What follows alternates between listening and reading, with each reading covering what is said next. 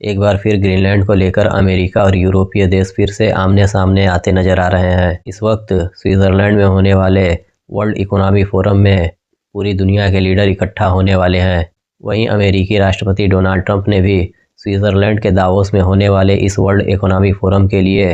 America से उड़ान भर चुके थे, लेकिन बीच में उनकी फ़्लाइट में कुछ खराबी आने के बाद उनके फ़्लाइट को वापस अमेरिका लाया गया और फिर बाद में अमेरिकी राष्ट्रपति डोनाल्ड ट्रंप ने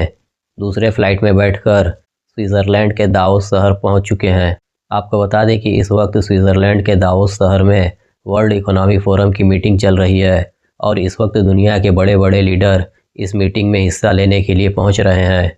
वहीं अमेरिकी राष्ट्रपति डोनाल्ड ट्रंप ने 2 दिन पहले ही यूरोपीय देश और नाटो के चीफ से फ़ोन पर बातचीत के दौरान यह कह दिया था कि वह स्विट्ज़रलैंड में जब वर्ल्ड इकोनॉमी फोरम में पहुंचेंगे तो वह यूरोपीय देशों के साथ ग्रीनलैंड को लेकर एक अलग से मीटिंग बुलाएंगे,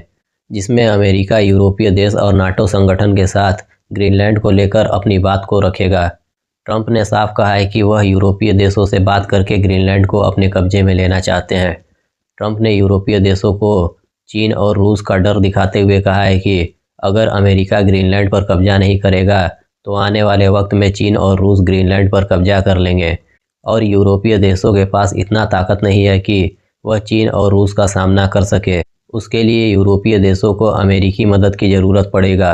वहीं इस वक्त यूरोपीय देश अमेरिका के किसी भी धमकी को इस वक्त पूरी तरह से नज़रअंदाज कर रहे हैं और उनका ग्रीनलैंड को लेकर रुख बिल्कुल साफ है कि वह ग्रीनलैंड को अमेरिका के हवाले नहीं करेंगे, क्योंकि यूरोपीय देश भी अब जान चुके हैं कि अमेरिकी राष्ट्रपति डोनाल्ड ट्रंप का जो देश पर कब्जा करने का ख्वाहिश है वह बढ़ता जा रहा है। इससे पहले अमेरिका ने अभी वेनेजुएला पर कब्जा किया है। वहीं इसके बाद अमेरिकी राष्ट्रपति डोनाल्ड ट्रंप ने सोशल मीडिया पर एक पोस्ट शेयर किया जिसमें मैक्सिको और कनाडा को अमेरिकी राष्ट्रपति डोनाल्ड ट्रंप ने अमेरिका का हिस्सा दिखाया और कनाडा को तो ट्रंप ने अमेरिका का 51वां राज्य भी घोषित कर दिया, जिससे यूरोपीय देश अमेरिका के इस कब्जे वाली नीति से पूरी तरह से वाकिफ़ हो चुके हैं और वह पूरी तरह से जानते हैं कि अगर अमेरिका ग्रीनलैंड पर कब्जा कर लेगा तो बाद में वह धीरे धीरे यूरोप के सभी देशों पर हावी होने लगेगा। भले ही यूरोपीय देश और अमेरिका एक अच्छे इत्तेहादी रहे हैं और यूरोप और अमेरिका का बॉन्ड शुरू से रूस और चीन के खिलाफ रहा है, लेकिन इस वक्त अमेरिकी राष्ट्रपति डोनाल्ड ट्रंप जिस तरह से यूरोप पर ग्रीनलैंड को लेने के लिए दबाव बना रहे हैं, इससे अब यूरोपीय देशों का झुकाव रूस और चीन की तरफ होता जा रहा है, क्योंकि रूस और चीन इस वक्त दुनिया में शांति की बात कर रहे हैं और वे दोनों किसी भी देश पर कब्जे को लेकर इतना आक्रामक नहीं है जितना इस वक्त अमेरिका दुनिया के कई देशों पर कब्जे के लिए आक्रामक होता हुआ दिखाई दे रहा है। इसी वजह से इस वक्त यूरोपीय देश का झुकाव रूस और चीन की तरफ जाता हुआ दिखाई दे रहा है। चीन ने भी यूरोप और अमेरिका के बीच ग्रीनलैंड को लेकर तनाव को देखते हुए अपना एक बयान जारी करते हुए कहा है कि चीन दुनिया में उथल पुथल नहीं चाहता है और वह किसी भी मसले को शांति से हल करना चाहता है और चीन दुनिया के सभी देशों के संप्रभुत्व को बनाए रखना चाहता है। चीन ने दुनिया के सभी देशों के सामने इस वक्त अपनी बात रखते हुए कहा है कि चीन के भी कई देशों से रिश्ते खराब हैं, लेकिन इसका यह मतलब नहीं है कि चीन उन देशों पर अटैक कर दे। जिसमें चीन ने जापान, ताइवान और कई देशों का नाम लेते हुए कहा है कि इन देशों से चीन के रिश्ते अक्सर बिगड़ते रहते हैं, लेकिन चीन इन देशों पर कभी भी हमला करके कब्जा करने की कोशिश नहीं करता है। वहीं यूरोपीय देश भी इस वक्त रूस और चीन के इस स्वभाव को देखकर और दुनिया में इस वक्त अमेरिका के तरफ से किए जा रहे उथल पुथल से परेशान होकर रूस और चीन के फेवर में जाते हुए दिखाई दे रहे हैं। फ्रांस के राष्ट्रपति इमैनुअल मैक्रॉन ने यहाँ तक कह दिया है कि अगर अमेरिका ग्रीनलैंड को लेकर यूरोपीय देशों के साथ कोई भी बातचीत करना चाहता है तो फ्रांस रूस को भी इस बातचीत में शामिल करेगा, जिससे अमेरिकी राष्ट्रपति डोनाल्ड ट्रंप फ्रांस पर काफ़ी भड़क गए हैं और ट्रंप अब यह समझने लगे हैं कि यूरोपीय देश का झुकाव अमेरिका से हटकर रूस और चीन की तरफ बढ़ता जा रहा है। वहीं ट्रंप ने फ्रांस को धमकी देते हुए कहा है कि वह फ्रांसीसी वाइन पर 200% का टैरिफ लगा देंगे और फ्रांस को पूरी तरह से बर्बाद कर देंगे। आपको बता दें कि फ्रांस का शराब अमेरिका में बहुत पसंद किया जाता है और दुनिया में सबसे ज़्यादा शराब का कारोबार फ्रांस अमेरिका में ही करता है, जिससे फ्रांस को अमेरिका में फ्रांसीसी शराब बेचकर काफ़ी मुनाफा होता है। वहीं ट्रंप ने 3 दिन पहले यूरोप के 8 देशों पर 10% का टैरिफ भी लगा चुके हैं और ट्रंप ने साफ कहा है कि अगर यूरोपीय देश ग्रीनलैंड को अमेरिका को अच्छे से नहीं देते हैं तो वह 1 जून से इस टैरिफ को यूरोपीय देशों पर बढ़ाकर 25% कर देंगे।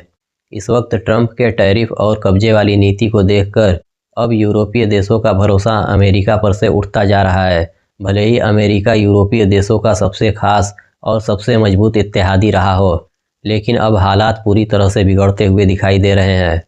अब यूरोपीय देशों की तरफ से अमेरिका के खिलाफ लगातार कड़े बयान आ रहे हैं। वहीं इस वक्त ग्रीनलैंड को लेकर कनाडा भी पूरी तरह से यूरोप के साथ खड़ा हो गया है। वहीं कनाडा के प्रधानमंत्री मार्क कार्नी ने अमेरिका को चेतावनी देते हुए कहा है कि वह दौर ख़त्म हो गया जब अमेरिका पूरी दुनिया का नेतृत्व करता था। लेकिन अभी भी अमेरिकी राष्ट्रपति डोनाल्ड ट्रंप पूरी दुनिया को ज़बरदस्ती लीड करने की कोशिश कर रहे हैं और ट्रंप दुनिया में जो नियम पर आधारित व्यवस्था है उसे बर्बाद करने में लगे हैं और पूरी दुनिया को ज़बरदस्ती न्यू वर्ल्ड ऑर्डर की तरफ ढकेलने की कोशिश कर रहे हैं, जिसमें अमेरिकी राष्ट्रपति डोनाल्ड ट्रंप का मानना है कि अमेरिका दुनिया का सबसे शक्तिशाली देश है और अमेरिका दुनिया के सभी देशों को अपने पावर के हिसाब से चलाएगा और दुनिया के किसी भी नियम और व्यवस्था को जो पूरी दुनिया पर लागू होता है उसे अमेरिकी राष्ट्रपति डोनाल्ड ट्रंप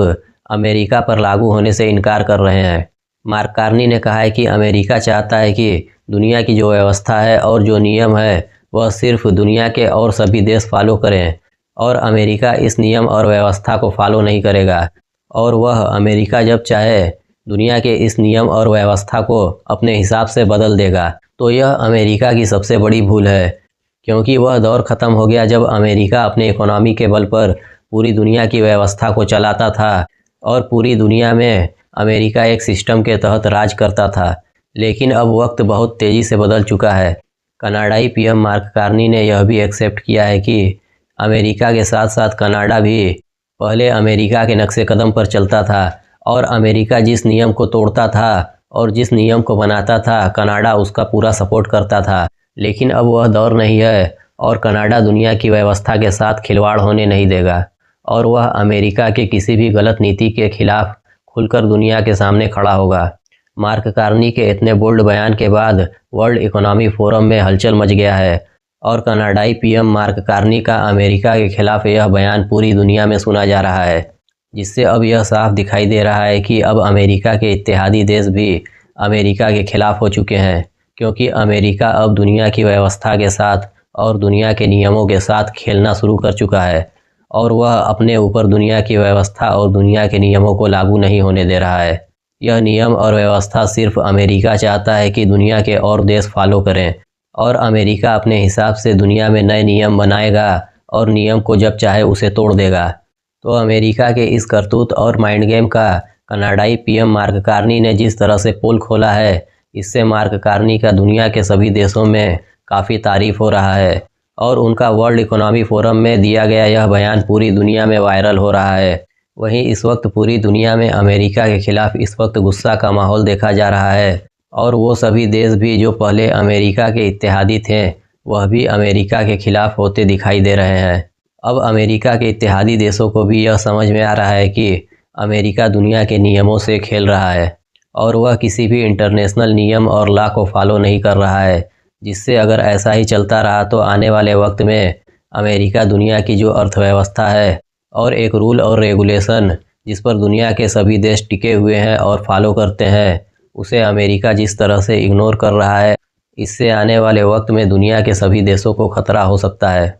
ग्रीनलैंड पे आए आफत के बाद अब इसी चीज़ को लेकर यूरोपीय देश भी अमेरिका के खिलाफ खड़े हो गए हैं, वरना यही यूरोपीय देश थे जो अमेरिका के किसी भी गलत को गलत नहीं कहते थे। लेकिन अब यूरोपीय देशों को भी समझ में आने लगा है कि गलत के साथ बहुत देर तक खड़ा होने पर उनके साथ भी गलत होने लगा है और दुनिया के नियमों को बचाने के लिए रूस और चीन की तरफ जाते हुए दिखाई दे रहे हैं। रूस और चीन भी दुनिया के ताकतवर देश होते हुए भी बनाए हुए नियमों और इंटरनेशनल लॉ का पूरी तरह से पालन करते हैं, लेकिन कभी भी रूस और चीन ने दुनिया में सभी देशों के लिए बनाए गए नियमों को नहीं तोड़ा है और वह इन नियमों का हमेशा से समर्थन करते रहे हैं।